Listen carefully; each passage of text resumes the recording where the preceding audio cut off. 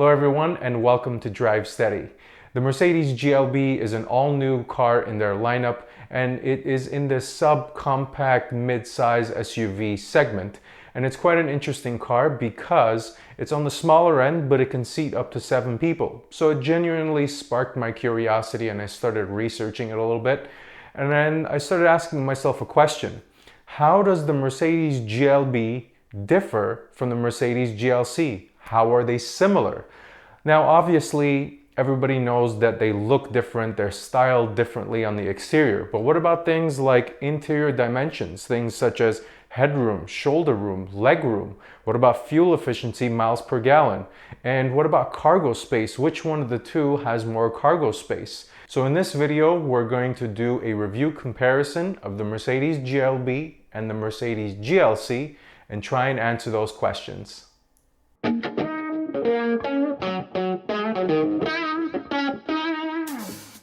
Alright, so let's start off by looking at the styling. The GLB is more of a modern design. It looks kind of edgy, and in my opinion, I think it looks really good. It's a nice refresh and change from Mercedes' classical SUV design. And personally, I think it looks a lot like the new Land Rover Defender in that it shares some of that boxy design, especially in the rear. The front, they look somewhat similar, but more on the rear. But then when you flip on over into the Mercedes GLC, as I mentioned, that is more of a classic Mercedes design. I would say, I don't know if sophisticated is the right word, but maybe mature. And not to take away anything from the GLB design, but they're absolutely different in design, and it's a matter of subjectivity on which one you think looks better. Now let's talk about how the GLC and the GLB fit into the Mercedes lineup. The GLB fits in between the GLC and the GLA SUV lineup for Mercedes. The GLB is labeled as a 250 model, so the GLB 250, and the GLC is a 300 model, so GLC 300. So in that number progression or difference, you can tell that the GLC is higher in their model segment. But that's not to discourage anybody from the GLB, because as you'll see in this comparison, the GLB is a stout competitor to the GLC and extremely similar in several different categories. The next difference I want to talk about is the layout. The GLB is a front-wheel drive driven car and the GLC is a rear-wheel drive driven car. Now, before I go on and describe that a little further, I do want to mention that you can option four-wheel drive for both of these cars. Now, going back to the front-wheel drive and rear-wheel drive discussion. Front-wheel drive is exactly what you would think it would be. So the front wheels are pulling the motion of the vehicle. So when you press the accelerator, the front wheels are moving your car. In the rear-wheel drive platform, you press the accelerator, the rear wheels are pushing your car. So it's more of a pushing versus pulling movement when you compare front-wheel drive and rear-wheel drive platforms. Now, you may be asking yourself, okay, so what does that really mean to me? For normal day-to-day driving situations, it may not mean much. You probably can't even tell a difference. But rear-wheel drive is more meant for a natural handling, more neutral feeling car. Some people say that it feels sturdier and more stable as well. But the reason why that is because just imagine it this way. So when you're accelerating, sometimes you get the phenomenon of the front wheels lifting and your car moving, right? So if your rear wheels are pushing, so that becomes a more natural progression and it's kind of a smoother takeoff. But in a front wheel drive car, imagine that same situation. It's kind of like your front wheels and you're pulling. So that's why I said it's a little bit more neutral and a little bit more of a natural handling car. Now, front wheel drive cars are ideal or better suited for rough conditions like rain or snow. The example I like to bring up is if you're stuck in snow, for example. What would you rather do? Would you rather pull yourself out or try and push yourself out? So I think naturally the pulling motion is probably better because that way the front wheels are trying to maneuver yourself out of the snow or the rough weather condition. So that's the difference between front wheel drive and rear wheel drive. Depending on the environment that you live in, you may want to consider this or factor this in. But for regular city driving in dry conditions, as I mentioned, many people are probably not even going to feel a difference. Okay, the next difference I want to talk about is the engine, specifically the horsepower and the torque. Now, the engines are both the same in the GLB and the GLC. They both come with Mercedes' 2-liter turbocharged inline 4-cylinder engine. Now, the difference between the two lies when you compare the horsepower and the torque.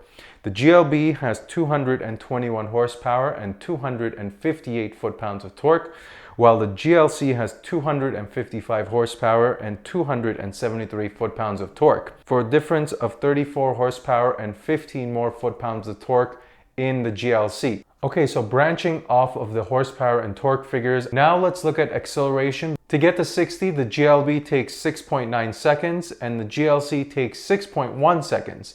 Now I know these are more family-oriented people mover cars, luxury vehicles, and people are not really concerned about acceleration times, but the difference here between these two cars is 0.8 seconds, almost a full second. I'm going to leave that up to you to see if that's a big difference. That's something you'll have to decide when you go on a test drive. Maybe the GLB may seem slow to some people and the GLC might have a little bit more pep in its step. Just something to keep in mind. Okay, so the next difference I want to talk about are the transmissions and how they differ in these two cars. The GLB has a 8-speed double clutch transmission, which is similar to what Mercedes is putting in some of their other cars like the A-Class. And the GLC has a traditional 9-speed automatic transmission. So let me explain where the differences are between a double clutch transmission and an automatic transmission. What that means for you is a double clutch transmission will have a different feel. I don't know how to explain it, but I recommend that you drive these cars and you'll understand what I'm talking about here. A double clutch transmission feels different. The shifts feel a little different. Some people describe them as a little bit more crisp, a little bit more smooth. And one other phenomenon is once you press on the accelerator, there's a little bit of a delay and it kind of engages differently. So that's something to keep in mind, as I highly recommend that you go out and test drive these two cars to feel that difference. Okay, so the next difference I would like to talk about is the seating layout. Now, in the standard trim, the GLB and the GLC both can seat 5 people. But the kicker here is that the GLB has an option to add a 3rd row which can seat 2 more people, bringing your seating capacity up to 7 people. Now, Mercedes does caveat this by saying that there really isn't a lot of room back there. You can't fit larger individuals, and it's more for emergency situations when you've got more than 5 people that you're moving around. But in order to get 7-person seating in the GLB, you have to option it in. It is a $850 option. And when I look at that $850 price, I think several people are probably going to option that in. But another nice thing about the seats in the GLB are that the 2nd row has some adjustability. It could move around, it can move forward, backwards. The seats have more adjustability when you compare it to the GLC, which basically has no adjustability in the back seats. And in addition to that, I forgot to mention that the GLC does not have the ability to add a 3rd row seat. So those are the two highlighted differences as far as the layout goes. The GLB can seat up to 7 people when you option in that 3rd row, and the 2nd row has a little bit more adjustability.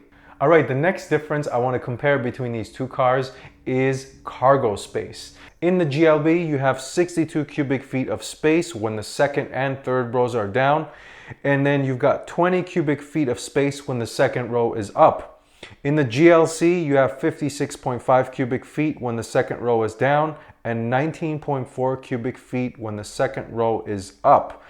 So interestingly, the GLB has 5.5 more cubic feet when the 2nd row is down and 0.6 cubic feet more when the 2nd row is up. Now you're asking yourself, 5.5 cubic feet more space, 0.6 cubic feet more space, what does that really mean?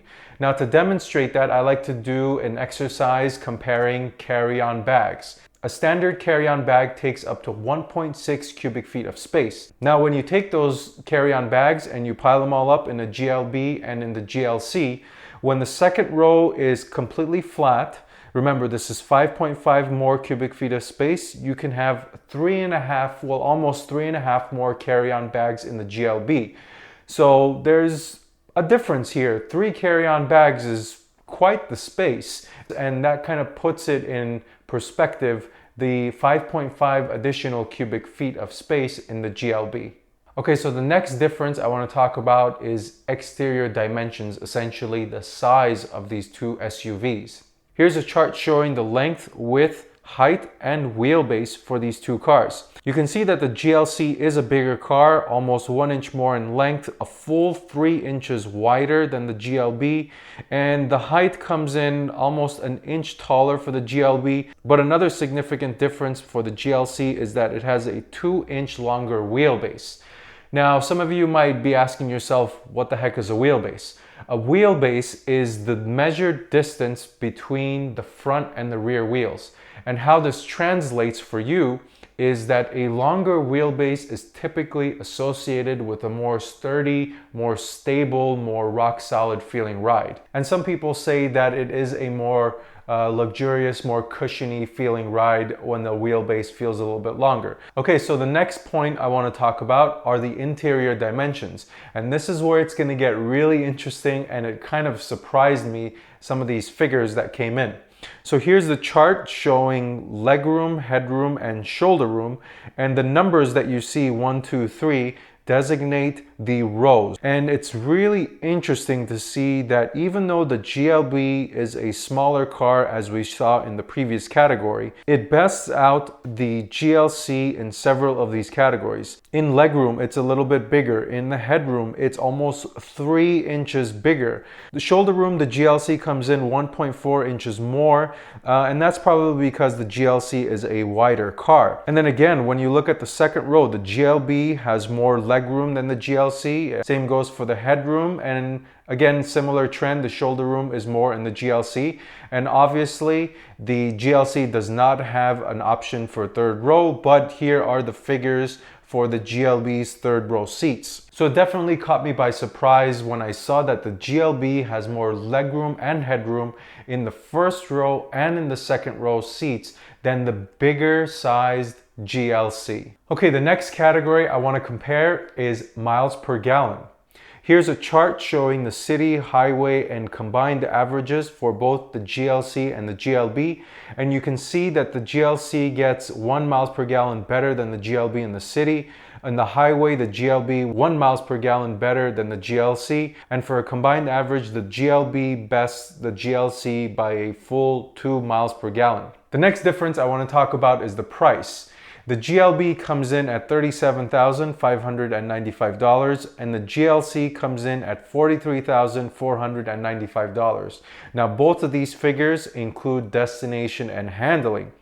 Now, the difference between these two cars is $5,900, so let's call it $6,000. Now, that's not a small amount of money, but I think you'll see here later on, once I start giving you some of the standard features, some people might say, okay, that makes a little bit more sense. And another thing I want to make you aware of is the front wheel drive and the rear wheel drive platform makes a significant difference as far as pricing, because generally a rear wheel drive platform like the GLC is a lot more expensive to make versus a front wheel drive platform.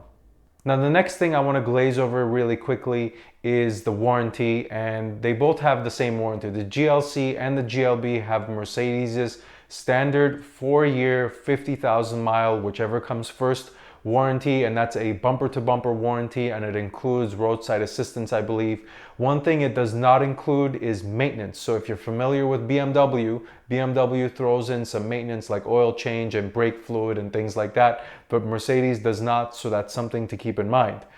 The next thing I want to talk about is something I like to do, and that's compare colors, because I'm an exterior color person. A color is what makes the car yours, and the more options you have, I think the better it is. So when you compare the colors in the GLC and the GLB has 10 different colors and the GLC has 12. Being that the GLC is higher in the pecking order, I'm not really surprised. It also has a couple special Designo colors, which is kind of an exclusive line for Mercedes. But overall, they mostly have the same colors: white, black, blue, silver, gray, and the GLC even has a red. But overall, I think both of these cars have a nice spectrum of colors to suit a wide audience's color preferences. All right, so in this next category, this is kind of going to be a big one, and I'm going to compare something that many people have been asking for, and those are the standard features. And the way I'm going to do that, I'm going to break them down into 4 categories: performance, safety, infotainment, and convenience. And what I'll do is within each category, I will highlight the similarities and the differences for the GLB and the GLC. So starting off with the similarities in performance. Like I said, the engine is the same. They both have start-stop technology, which is when you come to a stoplight, the car turns off, and then when you take your foot off the brake pedal, it turns on. Dynamic select, which allows you to pick between different driving modes, such as eco, rain, a little bit more sporty feeling, etc., etc. Now, the differences in performance between these two cars is that, number one, the transmission is different. Remember, the GLB has a 8-speed double clutch and the GLC has a 9-speed traditional automatic. And then the GLC also has a direct steer system, which the GLB doesn't have. And the direct steer system is basically an adaptive steering system. What that does is the car has the ability to lighten or make heavier the steering feel based off of the situation. So allow me to explain here. Let's say you're in a parking lot. You're maneuvering at a slower speed. You do not want a heavy feeling steering wheel, which makes it a little bit more difficult to maneuver. So the GLC has the ability to detect that and to make your steering wheel a little bit lighter, easier to maneuver. All right, so the next category is safety. And as I go over the similarities, you'll see that the Mercedes GLC and the GLB have a lot in common when you look at the safety categories. Now, looking at them, the similarities are that they both have active brake assist. They both have LED headlamps and tail lamps. They both have LED running lamps. They both have attention assist. Attention assist is a system to help the driver notify them if they're dozing off. And apparently, Mercedes says that this system has 70 different parameters it measures in order to make that determination if you're dozing off or not. Next, rear view cameras. Crosswind assist. This detects if you have strong crosswinds from one side of the car, and it will automatically apply a dab of brake in order to stabilize the car for you. Next is adaptive braking. Adaptive braking actually does a couple things, and I was surprised on how sophisticated this thing is. So if you lift your foot off of the gas quickly and it detects that you're doing that, and it presumes that the next motion you're going to do is you're going to brake. Therefore, it's assuming that you have a car coming up in front of you. So it shortens the distance between the brake pad and the brake disc, resulting in a faster braking response. So you'll get more bite really quickly as you press on the brake pedal. That is a really convenient feature and actually very clever. The next thing is that it applies a slight unfelt brake to remove rain from your brake disc so you can get a nice grab even when the weather conditions are not so great. And lastly is hill assist. And hill assist is really great because it prevents your car from rolling backwards when you're at an incline. And lastly, another similarity is that they both have rain sensing wipers. So as I mentioned, you can see that the safety features, there's a long list, and both of them share a lot of things in common. Now let's talk about the differences. The GLB has 9 airbags versus the GLC's 7 airbags. I think the difference here is highlighted by the fact that the GLB has the option for the third row seats. The GLC has a standard blind spot assist. These are those little triangle indicators to notify you if you've got somebody in your blind spot. The GLC has this as standard, as I mentioned, but you can option this into the GLB. Next is something that Mercedes calls pre-safe. The GLC has this and it's optional on the GLB. And I'm kind of going to read here verbatim what pre-safe actually is. A Mercedes-Benz first Pre-Safe can detect instability during certain vehicle maneuvers that suggest a collision or rollover is imminent. It can then tighten the front seat belts, adjust front passenger seats, and close the windows and sunroof in all effort to better prepare the occupants and restraints in movements before collisions. So this system basically detects based off of vehicle motions when you're going to get into an accident, and it makes all of these preventative measures around you to reduce your movement and to make sure you feel or are not impacted by the collision as much as possible, of course. So this is actually really big, something that the GLC has standard and the GLB does not. So the next and final two categories I'm going to mash together are convenience and infotainment. Starting off in the similarities, both of these cars have power front seats with memory. They both have 40-20-40 splitting rear seats, but the GLCs are power folding and the GLBs are manual. And remember that the GLB also has the ability to maneuver the second row of seats. Then they both have dual zone climate controls. They both have remote start via the Mercedes mobile app, so you don't necessarily have to have the key with you. You can start it with your phone. Then they both have keyless start, and this is something I want to distinguish here. Mercedes has two features. It's called keyless start, which is the one I just talked about. It allows you to get into your car and without having to take the key out with you and plug it into the ignition, you start your engine and you can take off. And Mercedes has another feature called keyless entry. This is when you're able to keep the key in your pocket. As you're coming up to the door, you just pull the handle, it detects you have the key with you, it lets you into the car. Neither one of these cars has this as standard. So I wanted to make you aware that in order to enter the GLB or the GLC, you will have to take the key out of your pocket, push a button, and unlock the doors. Okay, another similarity, they both have power lift gates. They both have the Mercedes user experience, which is something new that Mercedes is doing. This is more of a software thing. They both have the capability for Android Auto and Apple CarPlay. They both have voice control, which is this new Hey Mercedes system, which kind of replicates what Amazon is doing with Alexa. They both have touchpad controllers, which is in your center stack, your infotainment, allowing you to have another option for maneuverability within the software. And then they both have steering wheel touch control buttons. These are the buttons on your steering wheel allowing you to raise the volume, accept the call, change the track, change your radio station, things like that. And of course, they both have Bluetooth and HD radio. So again, like the safety features, they have a lot of similarities within the convenience and infotainment areas. Now the differences. The GLC has heated front seats, the GLB does not. The GLC has power folding side mirrors. It has a garage door opener. The GLB has 3 rows seating as optional, as I've mentioned. The gauges in the GLC are analog and in the GLB they're digital. And I want to touch on the GLB's infotainment or screen setup here for a second. The GLB has one large screen that spans across the center stack. Now the difference here is that in the standard trim it has 2 screens that measure I think 7.5 inches both screens.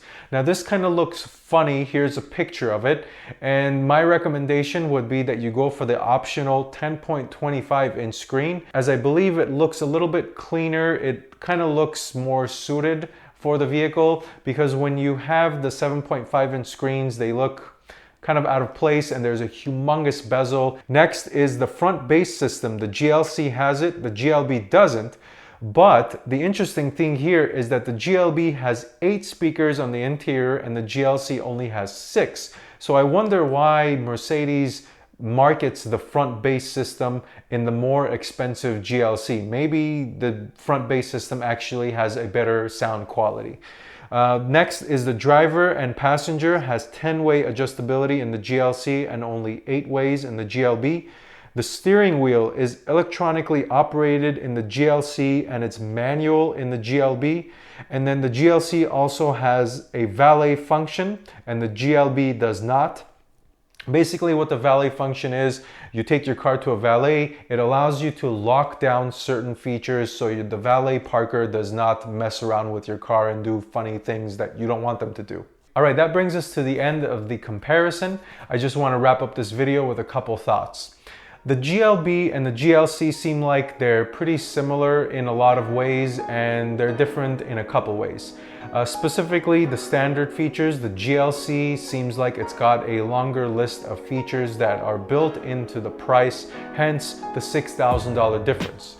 The one thing that I wasn't expecting is that the GLB is a smaller car than the GLC, but it has more interior space. It has more headroom and more legroom in most of the interior area. But in addition to that, it also has the ability to store more cargo space than the bigger GLC. So these two things are something to keep in mind when you're shopping for these two cars. Now, these things that I just covered prepare you for I guess the objective side of this decision if you are cross-shopping these two cars. One thing I absolutely recommend is that you go in and you test drive the GLB and the GLC, because making a car buying decision is highly subjective. The way you see the car in person may be completely different than the way you see it in videos and in online research. And then you sit in it, you drive it, the feel, all of these things are subjective. They're not really highly objective statistic that I've been giving you. And that's pretty much all I've got here for this video. Thank you for watching. Until next time, drive steady.